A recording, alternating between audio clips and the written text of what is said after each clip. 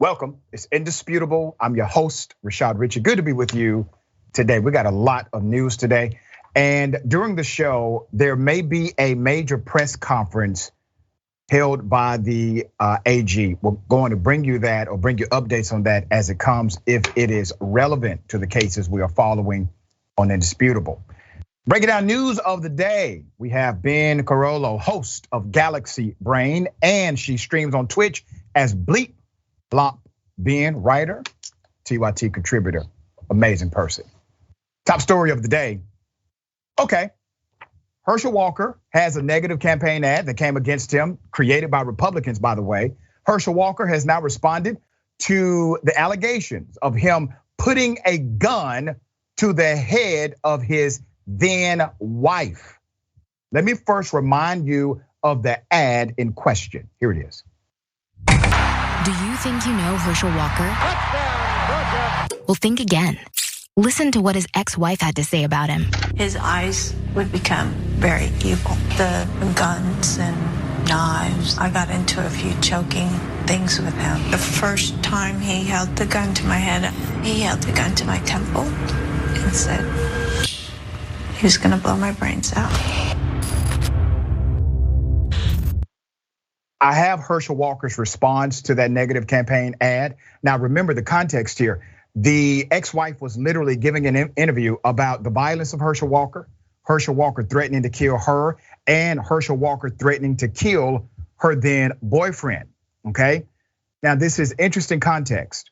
Herschel Walker has basically described this as a mental health episode, and he does not remember any of the details of his alleged violence. Here's his response. My opponents launched a dirty attack ad. They dug up an old video and took it out of context. My opponents think they're hurting me, but I'm glad they did this ad because it gives me an opportunity to end the stigma around mental health. No, sir, you have not ended the stigma around mental health. You are exploiting mental health so that you can raise money for your campaign. At the end of that 1 minute and roughly 18 seconds of commentary he provided, he then told people to go to his website. And when you go to his website, there's a big donate now to save Herschel Walker on the website. He's utilizing the actual real suffering of citizens, of people, in order to raise money. Now, let's be very clear about the dynamics here. I do not besmirch anyone who has to deal with a mental health issue. I've had to deal with mental health crises in my life, and the truth is most, if not all, individuals who live will have to experience a mental health issue at some point. That's not what this is about. Herschel Walker has a fascination with power. He is out of control inside of him, so much so that he lies about power when he already has power. You have to remember, Herschel Walker has already achieved iconic status as a superstar Hall of Famer NFL player, but that wasn't enough. He had to lie and say that his power also extends to the FBI. He had to lie and say his power also connects to him being a police officer. He literally lied to a cop and told a cop that he's a cop too, based on the report we have on record. He said that the problem with the world is absentee black fathers, but he was the absentee black father himself. He said he had a company that employed hundreds of individuals. His company employed 4. You see, he already has power, or had some level of power and influence, popularity, but it wasn't enough. So he lied and said he graduated from college. He never did. He lied and said he was the valedictorian of his high school. He never was. He has a fascination with power. This is a dangerous individual, not simply because he can be manipulated by the Republican agenda, which is now the Trump agenda, not just because of that, but because he's a willing participant in this manipulation in order to be connected to what he sees as power. There's more. The spot was done by Republicans. It was done by the Republican Accountability PAC. includes a clip of an old interview with Walker's ex-wife. Her name is Cindy Grossman, saying that he held the gun to my temple and said he was going to blow my brains out. The college and professional football star noted numerous times that he struggled with mental health during his marriage to Grossman, which lasted from 1983 until 2002. You have to imagine what she went through during that time. And he did not, according to him, remember the incident or incidents due to his mental illness. He has no memory of them. Walker wrote a book, this was back in 2008, which highlighted his diagnosis and struggles with dissociative personality disorder. And he's long said that he's accountable, his word, accountable for his past violence towards his ex-wife. Now he says he does not remember them. He's also detailed that he used to have violent thoughts about harming himself and harming others, and also said he had up to a dozen alternative identities. Now, this is another note. There are individuals who were recently in business relationship with Herschel Walker, who have gone on record to say they had to stop their business relationship because Herschel Walker was an angry, violent person toward them. Now, this is recent. Once again, not about the mental health of Herschel Walker. This is about his unwillingness to be authentically truthful. Now, remember, according to Herschel, his mental health issues have been resolved. He was saved, once again, by a man named White Jesus. All right, let's go to the poll because he's running for the US Senate. The polling data says, this was one conducted by the Atlanta Journal-Constitution and the University of Georgia School of Public and International Affairs. It found that Senator Warnock, Raphael Warnock in Georgia, who took office in 2021 because of a special election, is actually leading the former University of Georgia football star Herschel Walker, a Republican obviously, by 46 to 43%. Now that is within the margin of error. An additional 8% of voters said they are still undecided. Now I'm going to connect another election here that's important to understand and to watch. The current governor of Georgia is Kemp. Kemp, who narrowly defeated Stacey Abrams, okay, who's a voting rights activist in 2018, was ahead of the Democratic challenger 48% to 43. So literally the Republican for governor is leading 48 to 43, and the senator who's a Democrat is leading the Republican challenger. What a flip. In that race, you got 7% undecided. The rematch is one of the most closely watched gubernatorial races in America. So what's happening here? I think the campaign ads against Herschel Walker are effective. It has not only created a decrease in his polling data. Now remember, polls are not predictions, but snapshots, they can change.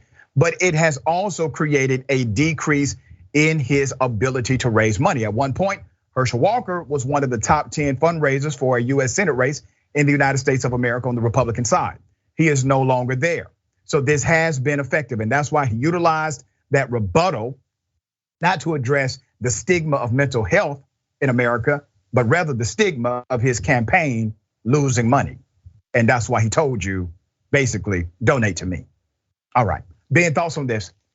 Yeah, I mean, it's really infuriating to see him try and like spin this in this way. I mean, seriously, what about this is like trying to reduce the stigma around mental illness? I mean, seriously, in fact, you are creating more stigma for people with mental illnesses because you are creating this idea that somehow your violence was inherent to your mental illness, which it's not, right? There's nothing inherently violent about somebody having a mental illness. And at the same time, even when we recognize that we need to deal with stigma and we need to actually have real systems of like healing and accountability, you also need that accountability aspect to it, right? Having a mental illness doesn't mean that there's no consequence for your actions or that you're not responsible for your actions, but it does mean that society's approach to helping you get through whatever you're going through needs to be fundamentally different. It's not a matter of really criminality, so to speak, necessarily, so much as it is about like rehabilitation. But part of that requires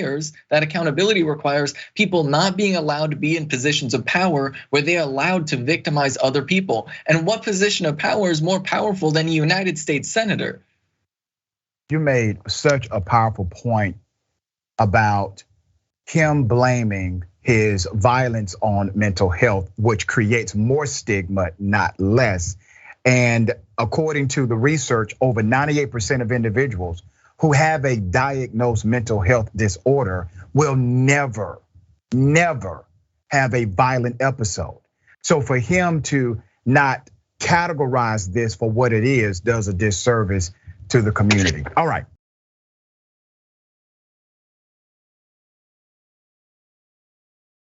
School just started. Already. A high school student brought 2 guns, not one, to school. And yep, it actually discharged it, fired inside of the school. Let me take you to a place called Henry County, Georgia. The Henry County School District said the police were called to the school Wednesday morning after reports of what sounded like gunshots inside of the school. Now you have to already imagine. That means that multiple individuals in the school called the police. And when they called 911, they said, listen, we just heard gunshots inside of this school. So everything was shut down immediately. There's an adjacent elementary school across the street from this high school. So they shut down the high school. They also did a complete lockdown of the elementary school. Everybody's panicking, everybody's afraid. There's more. School officers said they quickly reacted to put the school on a hard lockdown. And their investigation led them to a student who had the guns, plural, in a backpack. Police said one of the guns went off when the student dropped the bag, which also means the gun was not on safety. District officials say the gun discharged from inside the backpack when they set it on the ground in the school gym. I have some questions here. First of all, school just started. You already have a student bringing 2 guns to school. Now, there are a couple of reasons, maybe 3, why you would do this. Number 1, to show it off. Number 2, to sell it, or to sell at least one, maybe both. Number 3, to do some damage, to do some harm. Now, the protocols of this school did not work. They do have a protocol. If you know something, say something. They do have a protocol to check for suspicious activity. They do not have any metal detector systems, et cetera, in this school system. This was exposed because of a mistake. We cannot forget that. Their security protocols did not help. Their security protocols did not stop this from happening. And yes, obviously somebody could have been shot and somebody could be dead right now. And the only reason the school system is aware that a kid had 2 guns in a book bag is because that kid made a mistake, dropped the book bag, and a firearm discharged. There's more.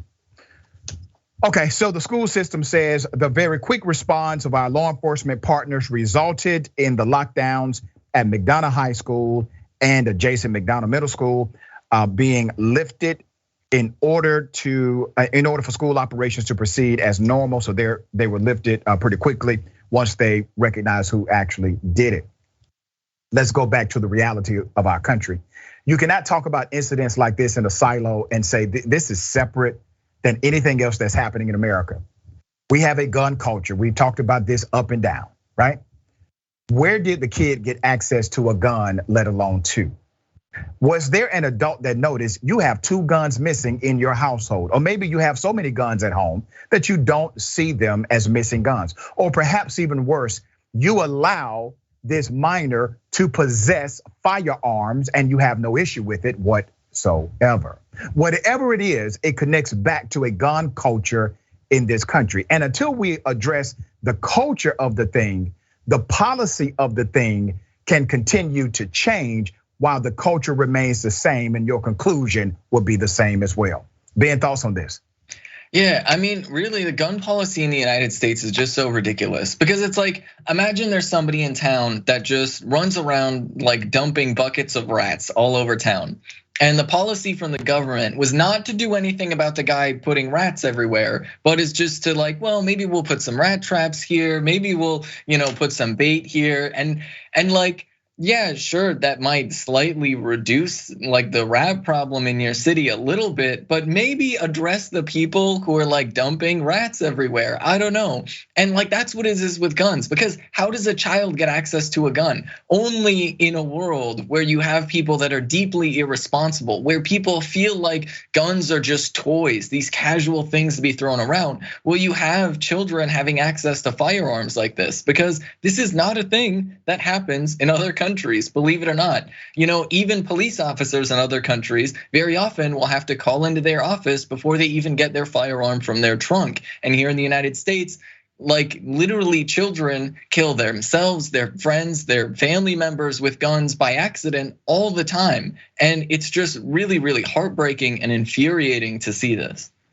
We are glad that no child was hurt, no faculty member or staff member was injured or killed out of this incident. But let's talk about Georgia law just for a minute.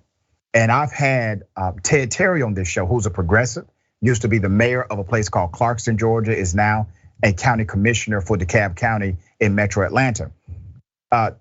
Ted Terry tried to get a new civil law passed that would create a significant punishment civilly, monetarily, for parents who did not secure their weapons and children got access to them.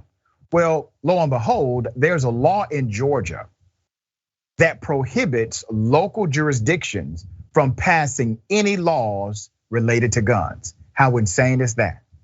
While the party, the Republican Party, they promote an ideology that says, we believe in local control. As soon as locals try to control their destiny as it relates to gun policy, they create a state law prohibiting them from doing so. Just a note. All right, we got more on the other side. It's indisputable. Stick and stay.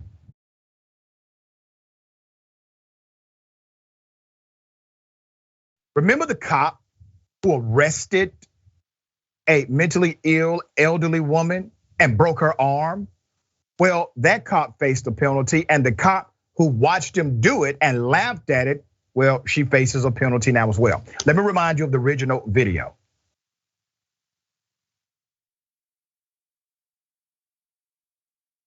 Ma'am, police, stop. You want to stop with lights on, siren? Stop. You just left Walmart. Do you need to be arrested right now? No. Okay. Let's stop. Come on. I'm going home.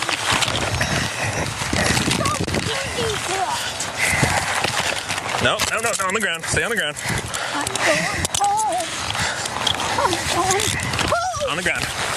On the ground. I'm going home. Stop. I'm going Hey. home. I'm going home. I'm going home. Are you? I'm going home. No, you're not.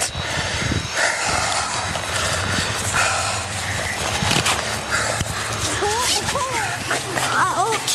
That's okay. We got you.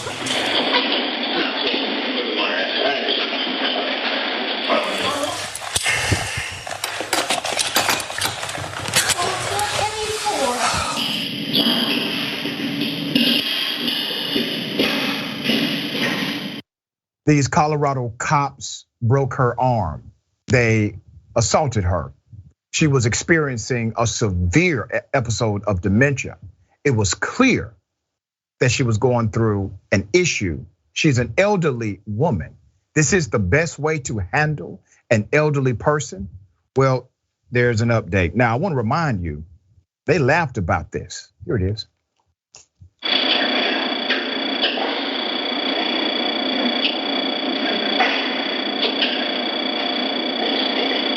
How do you think that went? What? Sound like Richey. You do? Did you know? Apparently you did not. No, I did. I thought we were being a group question. But every time I would try to jump in, like I got pushed off to the side, so I don't want you to think that I'm not acting. I didn't think you were. I thought you were right in there the whole day.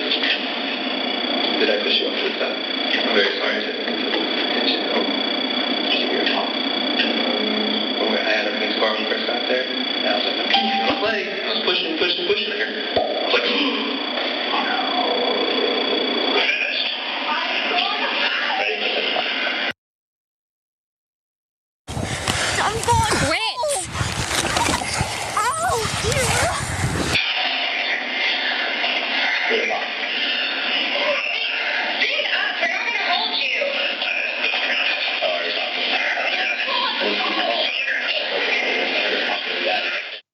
That cop who decided to laugh at this, to not intervene, well, that cop was charged with not intervening because the state legislature in Colorado recently passed a mandate to intervene law, and it is being enforced. Remember, enforcement without infraction means nothing. So infraction without enforcement, means nothing. So there's an enforcement here.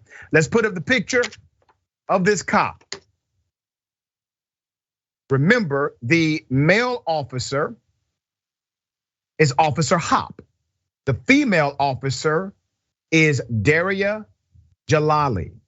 Officer Jalali has now been sentenced to 45 days in jail, 3 years of probation for her inaction. I think she needs a little more jail time, in my opinion, to reflect upon what she did. Not only failing to intervene, deciding to laugh at what happened, and then providing cover to the officer afterwards.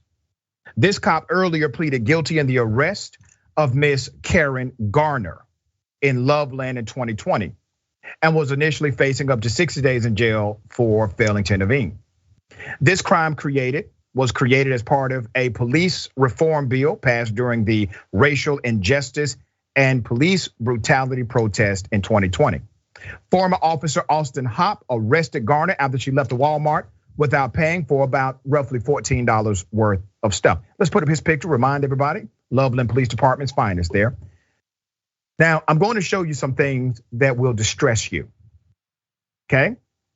The victim here repeatedly told them she was simply trying to go home. But instead, this monster dislocated her shoulder and fractured her arm and boasted about it later. Put up his picture again. You see, what you're looking at is a Class A coward. You should be heartbroken, officer, that your arrest actually broke the body of an elderly person. I'm sure you have grandparents and they are ashamed of you. How dare you act in such an egregious way on the taxpayer's dime? Hop was sentenced in May to 5 years in prison for his treatment of Miss Garner. And Loveland settled a $3 million lawsuit. Her family has said her condition deteriorated significantly after the arrest, and now today she requires round-the-clock care as a result. Let me give you some more details about the cop in question today, Jalali. She apologized to Garner and her family in court. The Loveland Reporter Herald reported. She told the judge she thought Garner was intoxicated and believed Miss Garner was only complaining about her handcuffs so she could get out of them. She said, and I quote, "I wanted to be a good police officer and my heart was in the right place, but I still came up short." Lies, complete lies. If you wanted to be a good cop, madam, we would have seen remorse when you realized your male officer broke the body of an elderly woman. You laughed about it. You called that goodness? You joked. And then you provided cover in your official report to cover the ass of the cop and not to report the criminal action that he had done. That probably could have saved you. That may have worked in your favor if you would have done that simple thing, to report a criminal act. You swore to do so. You did not. Failed. Garner's son, John Stewart, told the judge the officer had no idea of the stress, pain, and sadness the arrest has caused the entire family. We all have choices to make in life, and all of our choices have consequences, he said. I ask that justice be served for my mom today. The cop's lawyer said Loveland Police and another department let her stay on the job despite a pattern of poor performance recorded in her personnel files. They even did a psychological evaluation showing that this cop, Jalali, did not have the psychological makeup to act with the precision and awareness expected of police officers. What does that equate to? This cop failed her psychological evaluations and was able to remain on the force. Sounds like a negligent hire or negligent retention suit to me. All right, Ben, thoughts on this? Yeah, I mean, one of the things that she said in that video was really, really telling to the culture that exists within police departments, because she said something along the lines of, well, I didn't want to seem like I wasn't involved enough. Like I didn't want to seem like I wasn't doing enough while you were literally arresting and assaulting this elderly woman. And that right there speaks to what she thinks when she says good police officer. She wanted to be a good police officer in the sense that she wanted to participate in the brutal culture of that police department, that she wanted to be sort of a part of their community, because in a lot of police officer communities, the only lives that are of consequence to them is other police officers. And that's something that is super, super critical. Another layer to this is realistically, like, let's be real. Why are police officers responding to like petty thievery from like retail outlets? Like I get it, right? Like if somebody steals something from a retail outlet, that's a crime or whatever, but a lot of people are broke and a lot of people are like this elderly woman with like dementia. Maybe, perhaps we should have a system to respond to non-violent petty crimes like that, to follow up with people in a more social work type setting where it's like, hey, why did this happen? Do you need some government assistance? Like, are you struggling financially? What exactly here is going on? Especially when it involves the elderly or the incredibly young, right? People who are marginalized and disenfranchised, they need support. And like, if it would have been anybody else responding to this, there probably would have been a lot more humanity in that response. That's right. We need leaders, not zombies, who blindly follow the culture of whatever they are part of. We need individuals who are willing to be a public servant, not a public menace. And I'm glad that an allocation of justice has happened here. The cop who did the assault got 5 years. And the cop who failed to intervene will serve some jail time. I think it does need to be stiffer, but it sends a clear signal they are willing to enforce this mandate to intervene law that's on the books. All right.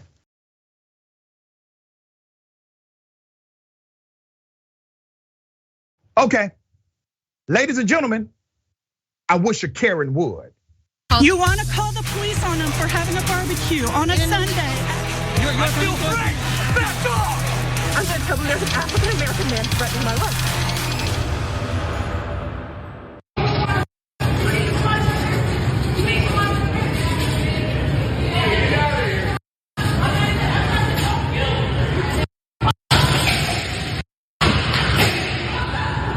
Understand.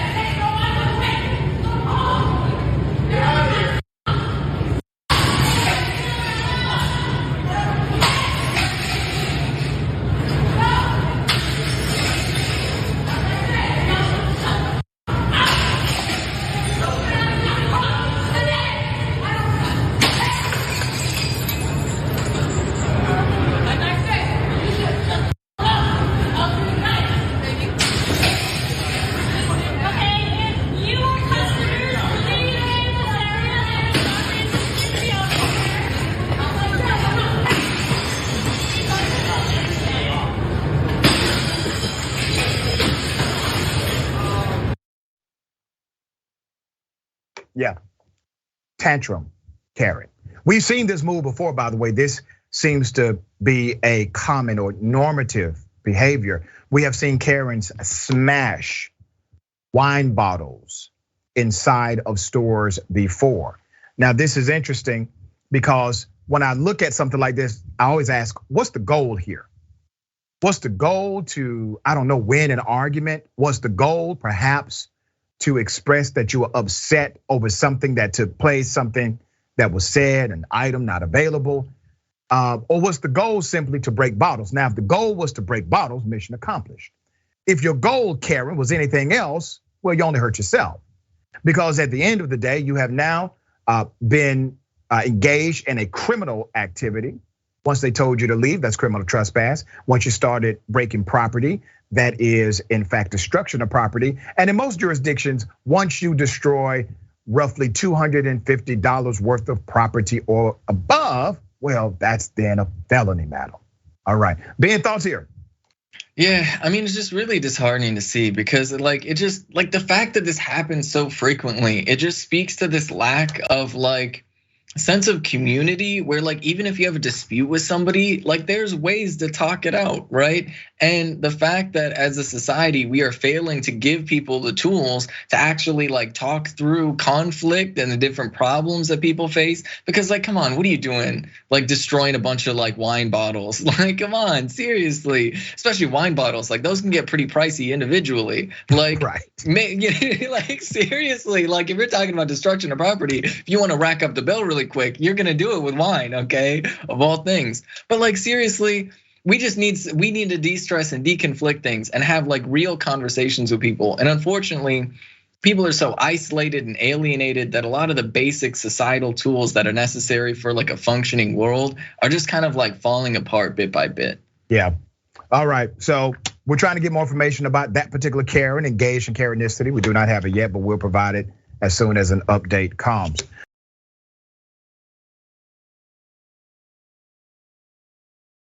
Let me now take you to Atlanta, Georgia.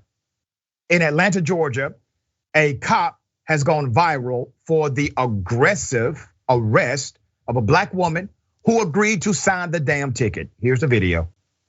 What's going on? How y'all doing? Hello.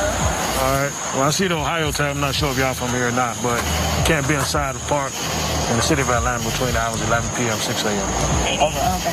You got your IDs on you? You have your IDs on you? Yes. Let me need them.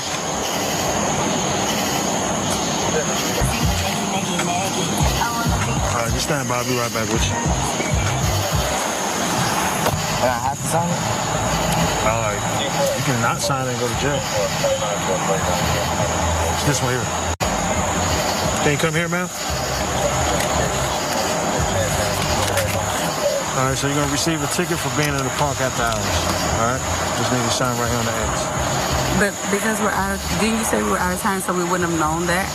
Yeah, but that's not a valid reason why. You should be in the park because you're from out of town. And what's your badge number? 7452.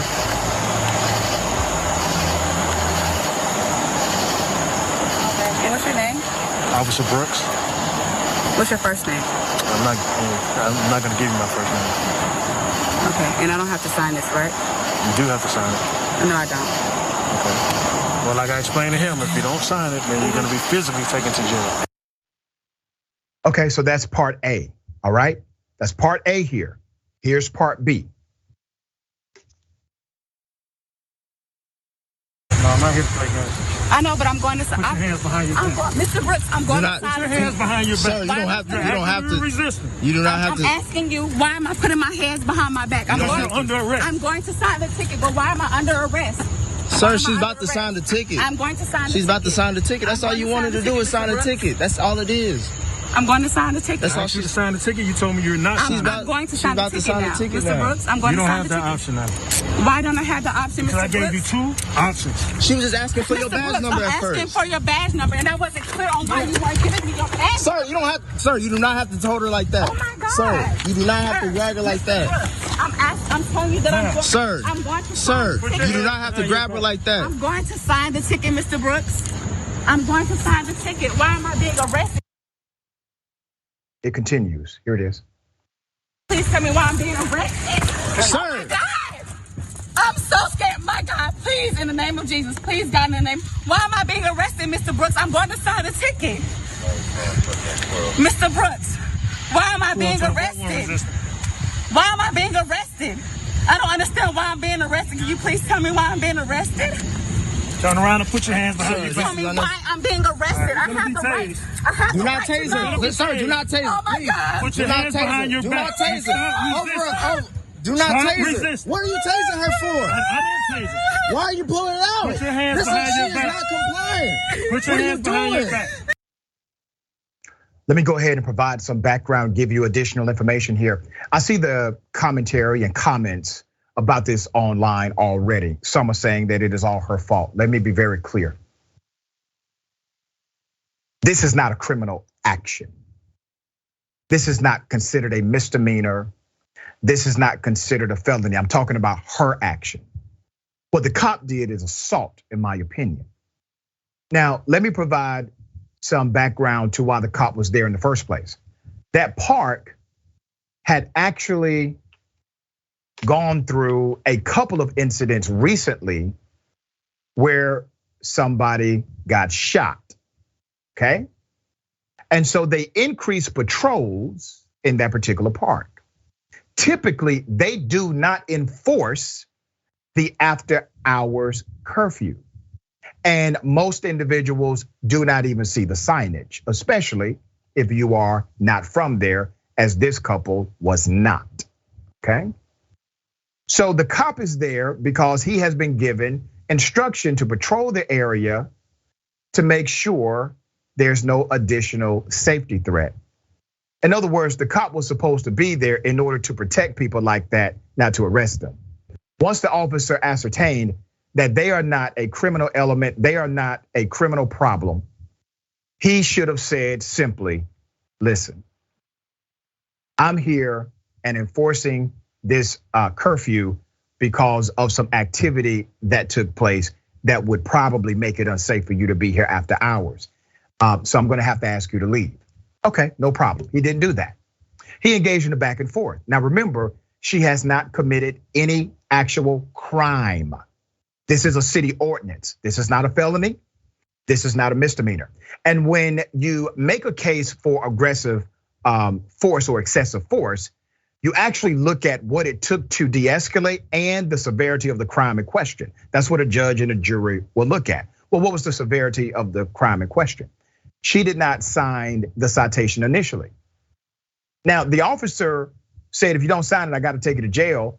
I've had a cop tell me that before. I've refused to sign a ticket before. And I had the cop say, all right, if you don't sign the ticket, I got to take you to jail. And signing the ticket is not an admission to guilt. That's the part right there. Signing the ticket is not an admission to guilt. That should have been pronounced and proclaimed and made very clear. Also, her male companion already signed the ticket.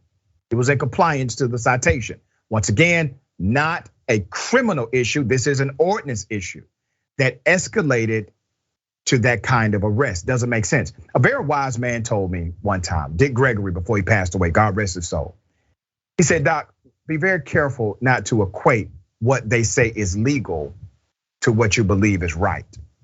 Now, there are many law enforcement experts saying the cop was within his legal authority in order to effect an arrest, but that doesn't mean it was right, does it?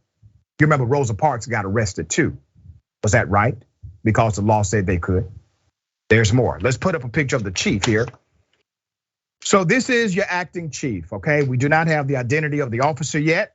We don't know that. We will bring it as soon as we do. We do know his name is Officer Brooks. The Atlanta chief of police, Darren Shirebaum, is the person in charge. Buck stops with him. Let me show you a picture of the woman they roughed up. Her name is Angel. Angel Guys. Angel is a remarkable individual. Check out her Instagram post when you get a moment. This should have never happened. So here's the response from Atlanta PD. This incident began as an effort to address issues in our city parks. Not issues of curfew, by the way, issues of actual gun violence, not curfew. The officer clearly intended to use a citation to each party, to issue a citation to each party and allow them to leave the park. Several unnecessary decisions that were entirely out of our control resulted in a physical altercation with an officer and the physical arrest of this individual. So the city of Atlanta, they're standing behind the actions of this cop. Now remember, cops are trained to de-escalate. Before he effected the arrest, she said, I will sign the citation. At this point, his feelings are hurt. This woman has said no to him. How dare she? This woman has said, give me your badge number. How dare she? This woman asked for your first name. Who does she think she is? And as soon as he had an opportunity to engage in a criminal arrest for a non-criminal matter, he did so. These are people. These are human beings.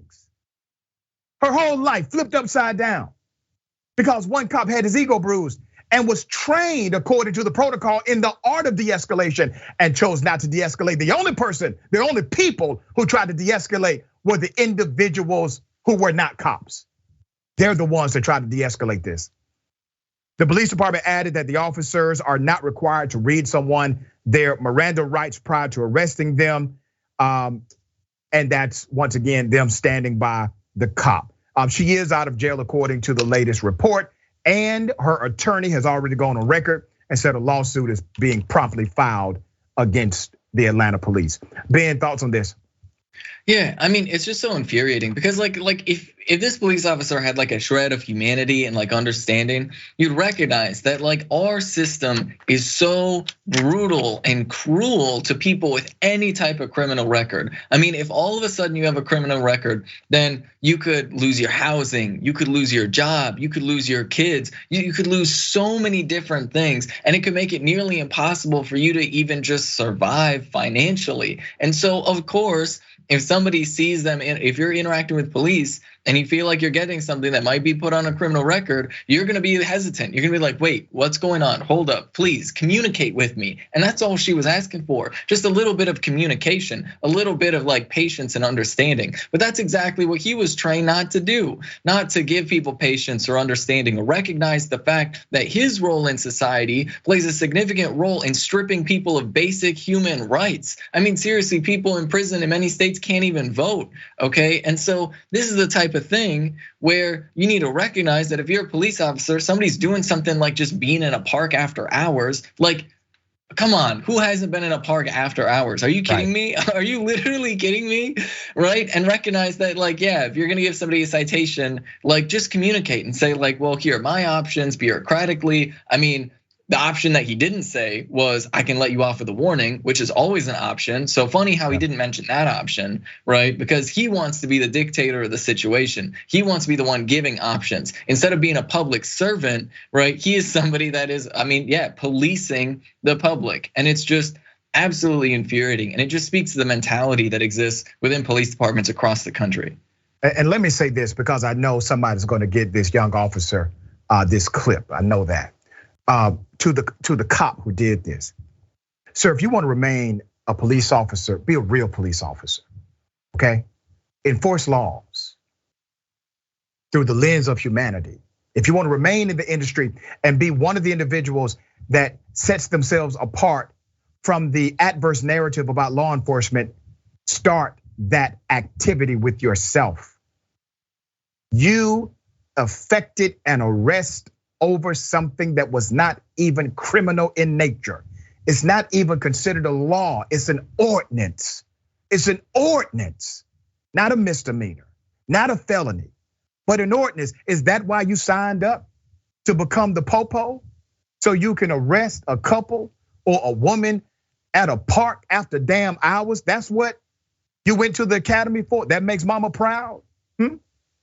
Doesn't make sense. Would you want somebody to treat your sister that way, your daughter that way, your wife that way, your mama that way? No, you wouldn't. So engage the community of citizens, the community, the public, in a way that you want people to engage with you and your family. Now, if you take that with you, officer, everywhere you go, you will become a shining example of what law enforcement should be and not what it currently is. We got more on the other side. It's indisputable. Stick and stay.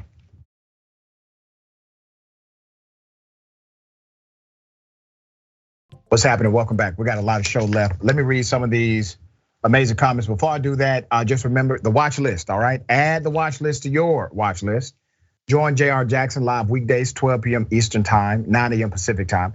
Watch live daily and subscribe at youtube.com/watchlist Greyhound Dragon says, thank you for giving us updates to these stories. We can't let them get away with this crap time and time again.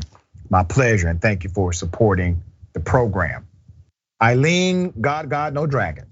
There is no punishment harsh enough for what they did to that elderly woman. It makes me cry every time.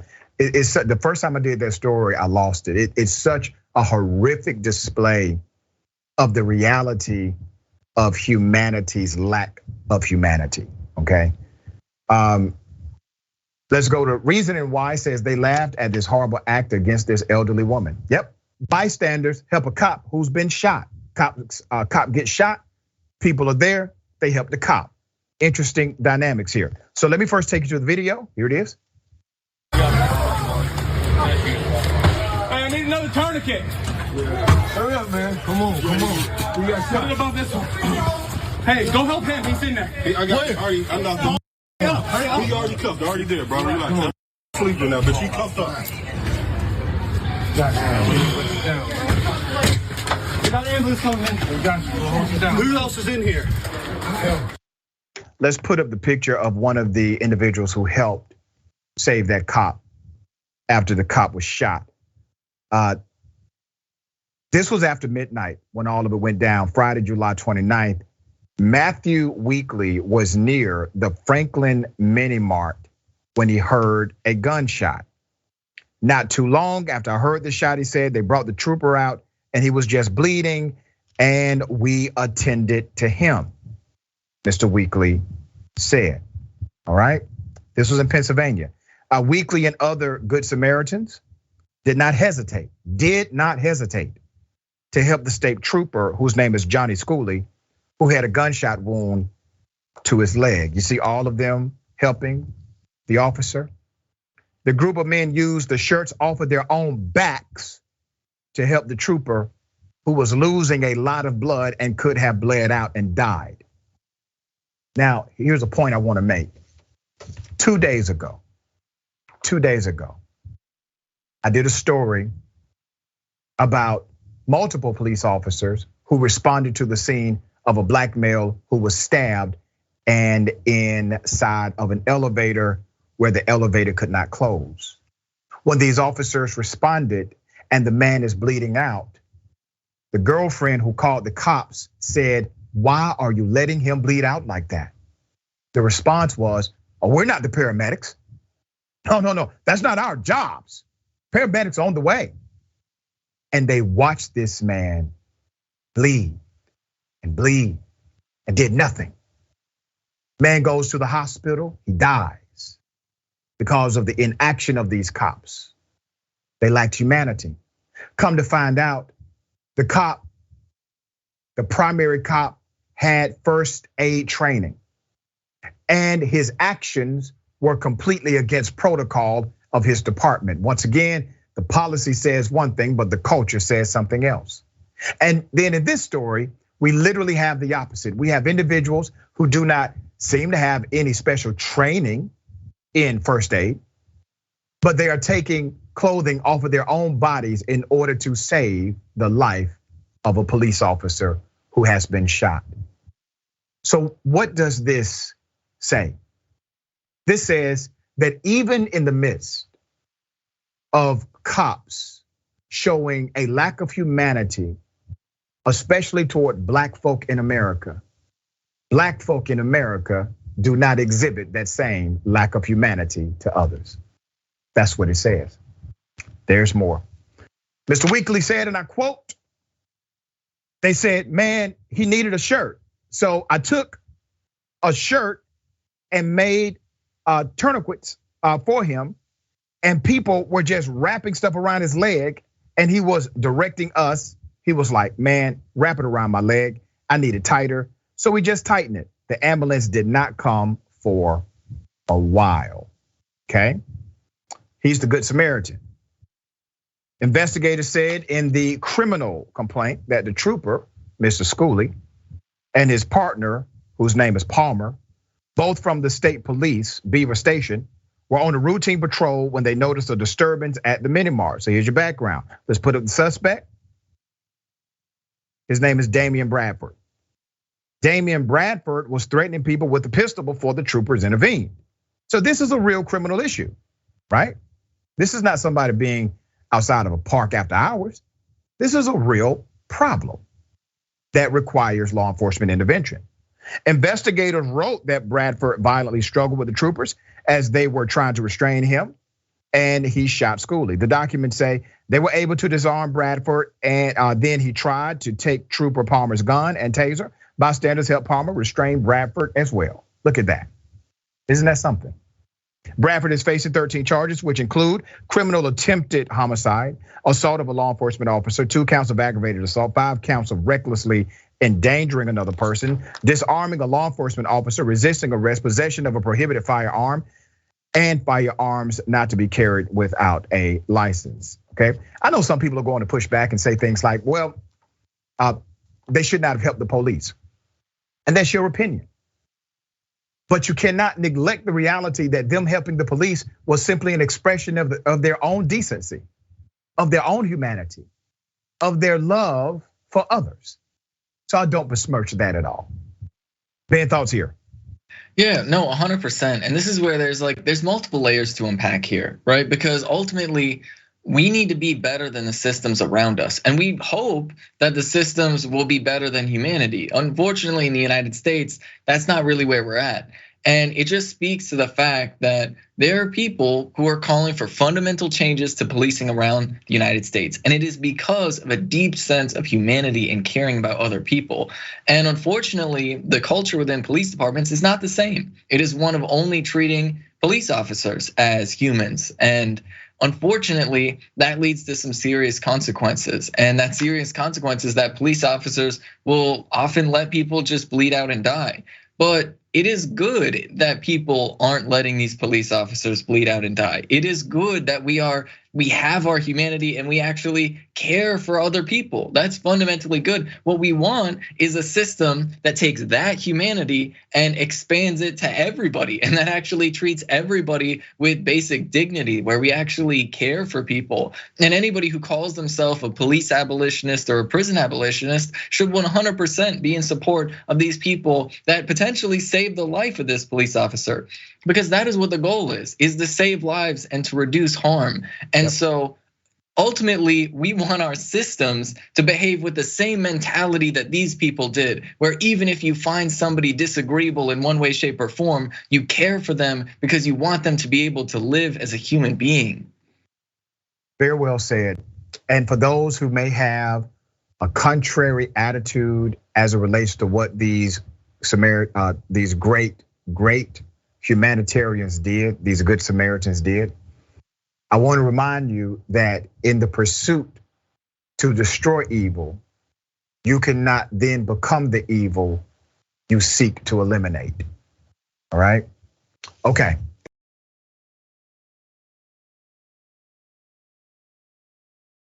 Remember the OnlyFans model and Instagram model who stabbed and killed her boyfriend, who happened to be an African-American male?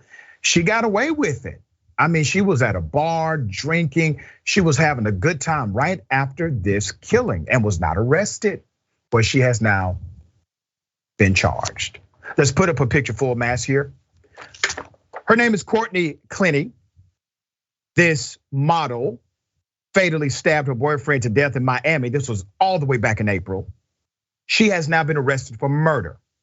The 26-year-old OnlyFans model was taken into custody Wednesday in Hawaii, and will eventually be extradited to Miami-Dade County to face trial. She has been charged with a second-degree murder with a deadly weapon for the April 3rd stabbing of her then boyfriend, Christian Toby Obumseli. Let's put up their pictures, all right? Now, this was an interesting background. We covered this from day one. The girlfriend, Clenny, was found covered in blood at the scene by Miami police before being detained temporarily. Shortly after her detention, she was hospitalized, and then she was put on suicide watch, according to the Atlanta Black Star. So all of a sudden, she kills a man and becomes a victim. A day after the death, she posted content on her OnlyFans page. That's what she posted. Yeah, right there. Just killed a man. Let's exploit it on the OnlyFans page. The arrest caps a 4-month investigation by Miami police homicide detectives and prosecutors into her actions. It took 4 months, okay? Whose killing of her boyfriend during a domestic dispute in a luxury Edgewater apartment garnered headlines across the world. In her defense, her attorney insisted that she acted in self-defense and the killing was justified. But in the days after his death, the relatives of the dead boyfriend called for her arrest, saying they did not believe he was ever a threat. And more irony to this story is that friends of hers did not believe her story. And they eventually came out on the record, posted on social media, but it still took 4 months to arrest a regular ass white woman who stabbed to death her black male boyfriend. 4 months. We've been calling for the arrest of this individual from day one. The family started calling for the arrest within that same week. Her friends started calling for her arrest roughly 7 days after the incident. And finally, the arrest has now happened. The wheels of justice moving in a very different way. Let me make it plain for those who may disagree with me. Put up the picture of the couple again. Let's flip the roles here. Let's say he killed her, okay? Oh, I don't even have to say anything else. You know good damn well he doesn't go home that night, but she did. Okay, Ben, thoughts here? Yeah, I mean, it's just a perpetuation of this culture, right? In the United States, we have this narrative. We have this narrative that's a very, very deadly narrative. And it is one of white women being of no agency and being perfect, innocent creatures, which is both A, infantilizing to women, and B, leads to this extreme amount of violence where you have this situation where and this is repeated all throughout history, where if white women commit crimes against black men especially, right? Then all of a sudden it's painted as her being the victim, this, that, and the other thing. And whenever the situation is reversed, then all of a sudden, the criminality of the black man is assumed and the innocence of the white woman is assumed. Yep. And that's just how people operate. And it leads to situations like this, where you have somebody who can potentially be a murderer, and we just all kind of, I guess, believe it and accept it. And the problem is that it's one thing if it's commenters on the internet that are making ridiculous assumptions, but it's a completely different thing when you have systems and institutions like the police that are operating on these same exact racist narratives and these same exact racist biases. And it is just clear as day, because I mean, seriously, how many stories are there of black women who, kill a domestic abuser in self-defense, but they still get charged with murder? They still get charged with murder because they're not believed, And that it's everything about this is just deeply infuriating. Yeah, and let us not forget, if it had not been for the public scrutiny, this arrest likely would have never happened and she would have gotten away with it. Okay, all right. We got more on the other side. It's indisputable, stick and stay.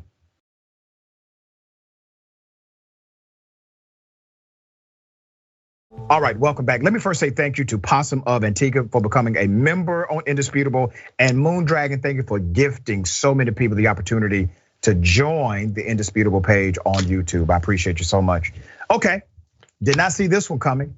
Oprah Winfrey has sued a podcast for using her symbol and her likeness, her name likeness.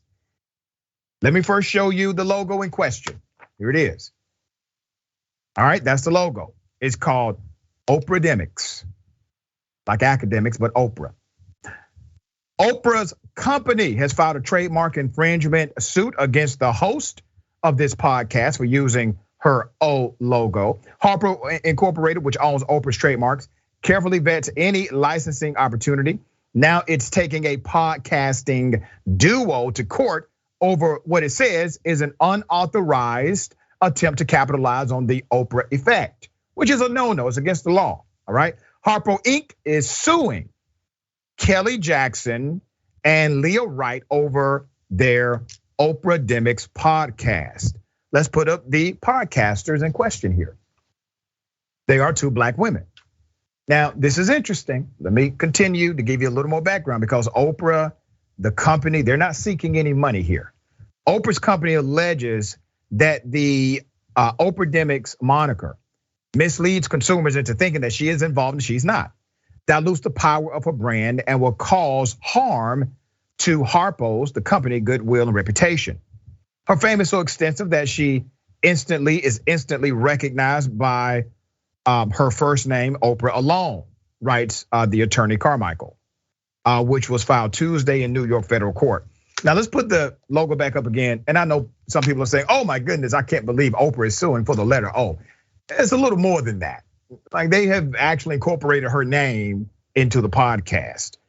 Harpo does not seek any monetary damages or profits available under applicable law from defendants. Wrongful acts of building a media and entertainment brand by capitalizing on the goodwill of Oprah and O family of trademarks. Nor does Harpo seek to prohibit defendants from airing a podcast series on their chosen topic. So bottom line, they want the podcasters to stop using the logo connected to Oprah. They can continue to talk about Oprah. They can continue to provide the same content, and they don't want any money for the previous use of the O brand. Okay, all right, I'm good with that. Ben, thoughts here? Yeah, I mean, like there's an argument to be made about copyright law being super strict in the United States and, like the influence that big brands have over copyright laws. But this is like incredibly reasonable. Are you kidding me? Like this is basically just like Oprah's company coming in saying, hey, I think people might be confused and think that this is affiliated with Oprah when it's really not. Like you can do like your fan podcast and all that stuff and talk about whatever, but just like make sure that it's clear that you're not like affiliated with the brand. And like that's pretty reasonable, right? And I think more reasonable than basically any other company would do. So I guess props to Oprah in this regard, where she's not trying to be punitive. She's just trying to be like, hey, be a little bit more responsible maybe and like thoughtful with like how you're branding yourself. That's right, well said. Okay. All of a sudden, Republicans are pro defund the police. Marjorie Taylor Greene now has a new clothing line, is exploiting the raid against her master, Donald J. Trump. Here it is.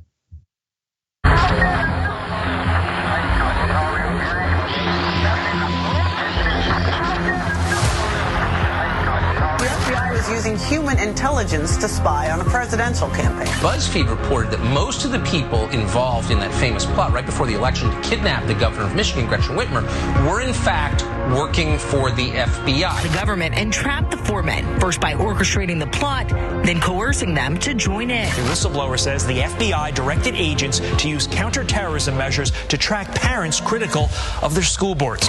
Sources tell ABC News that Mar-a-Lago was raided by FBI agents. This is some third world right here. Let me say it again, third world. The FBI has admitted we need the citizenry in fear in order to increase our budget, in order to increase our surveillance authority. The FBI cannot carry out its vital mission of protecting the American people without trust.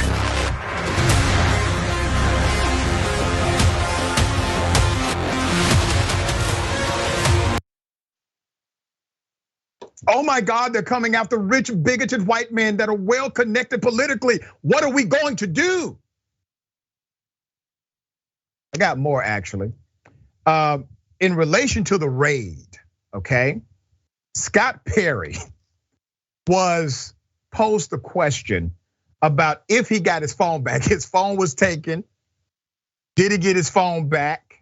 This is how he responded. That they know he's coming back and likely to beat their candidate Joe Biden. Did you get or your any phone? Other candidate? Did you get your phone back? Did you get your phone back? Congressman, did you get your phone back? I guess we might have lost him. All right, Congressman Scott Perry, thanks. We'll watch. You'll play this back and you'll see I did thank you. Oh, you didn't lose a damn thing. Let me tell you how I know. So for about 2 years of my life, I actually provided debate and commentary, progressive commentary on Fox News. I've debated Tucker Carlson. I've debated Neil Cavuto. I was in the Fox studio, the Atlanta Bureau Fox studio. You can literally see the person in front of you. You can see the commentator. You can see the anchor. So if this was an authentic moment, Congressman, what would have happened is while you see the person talking to you and you hear no sound, you would have said, I'm so sorry, I can't hear you right now. Say that again. But you did not. You just stood there silently and said nothing because you were trying to pretend like you didn't hear the question, okay? There's more. Now, let me go to threats that have been made against the Attorney General because of this raid, all right?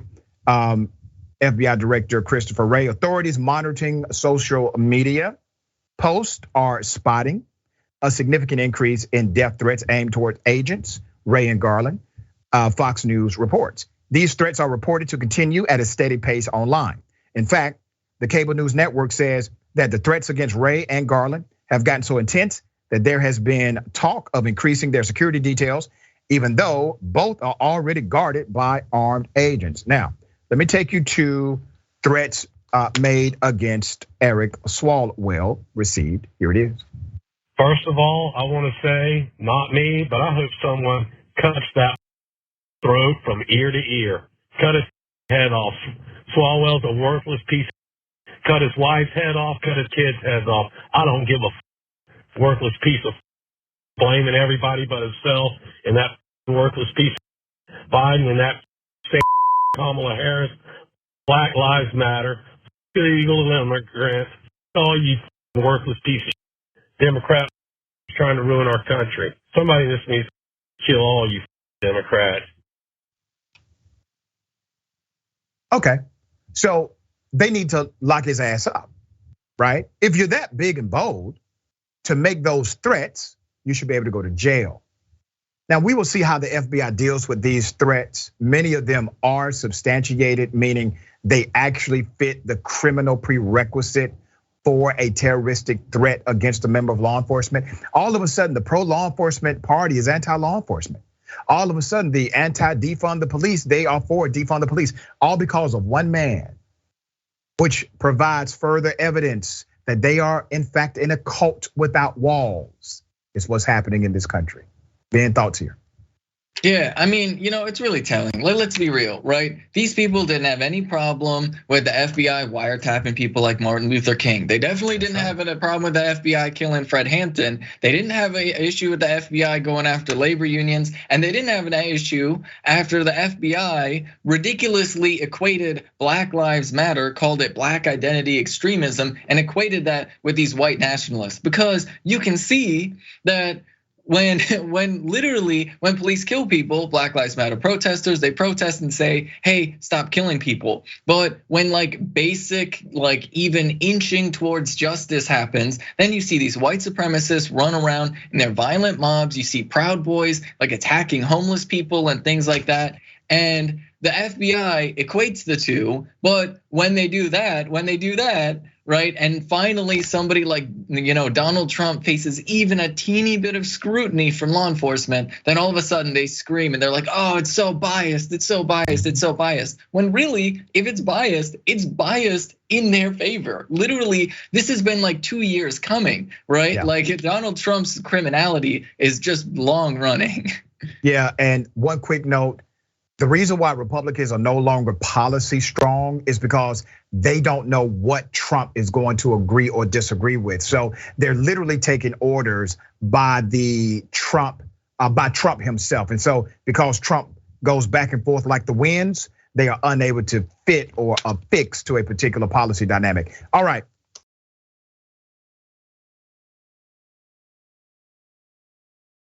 Another update. Remember the white male who decided to bring out his gun and threaten a landscaper and his 22-year-old daughter? Remember that? Let me remind you of the video because he has now been charged. Here it is. This is my property. You're not allowed to block my driveway. I said Don't be a prick. I said I'll move. You think I'm playing? Yeah. Yeah. Your daughter better take record of how stupid her father is. Yeah, all right. Keep recording. All right. If it goes online, your ass will be sued too. Cut that. You ain't got it. That's I ain't got nothing. That's from my section. I'm telling her to cut this off. Nothing. I'm telling her to cut this off. You think I ain't got nothing? Well, record. You record. You pulling a gun on a guy in the middle on the city property. Do whatever. I am gonna do whatever. This is my property. That man has been arrested. Put up his picture full mask here. Let me give you the update to the story. Obviously, this was insane. It still took way too much for us to get an arrest here. The arrest should have happened immediately. This was in Clearwater, Florida. Police have now arrested that man who decided to threaten a landscaper and his daughter with an assault rifle during really a non-dispute. I will explain that in a moment. His name is David Berry, 44 years of age. got into an argument with the landscaper on July 7th because he said the man's equipment was blocking his driveway. It was not. Here's what happened. When the landscaper took his equipment off of the bed, a portion of the gate connected to the driveway. And then when he put the gate up, it no longer obstructed the driveway in any way. It did not obstruct it so much that nobody could move through. It was very temporary, and that's how this man decided to react.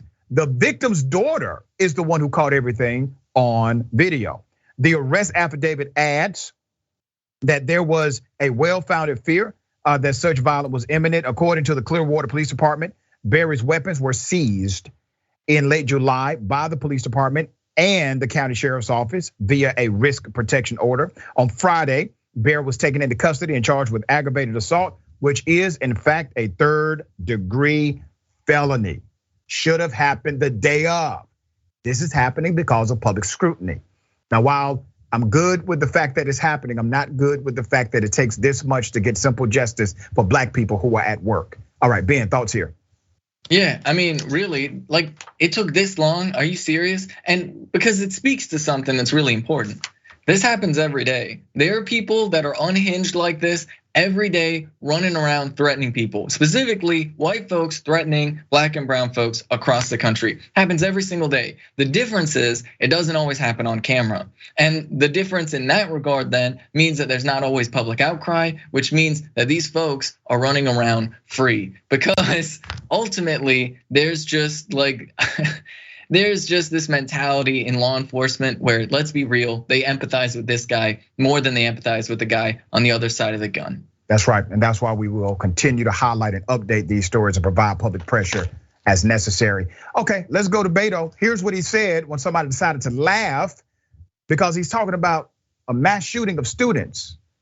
Here it is. I'm gonna make sure that now 11 weeks since we lost 19 kids and their 2 teachers shot to death with a weapon originally designed for use in combat, legally purchased by an 18-year-old who did not try to obtain one when he was 16 or 17, but followed the law that's on the books, ladies and gentlemen, that says that you can buy not one, you can buy 2 or more if you want to, AR-15s, hundreds of rounds of ammunition, and take that weapon that was originally designed for use on the battlefields in Vietnam to penetrate an enemy soldier's helmet at 500 feet and knock him down dead, up against kids at 5 feet. It may be funny to you, but it's not funny to me, okay?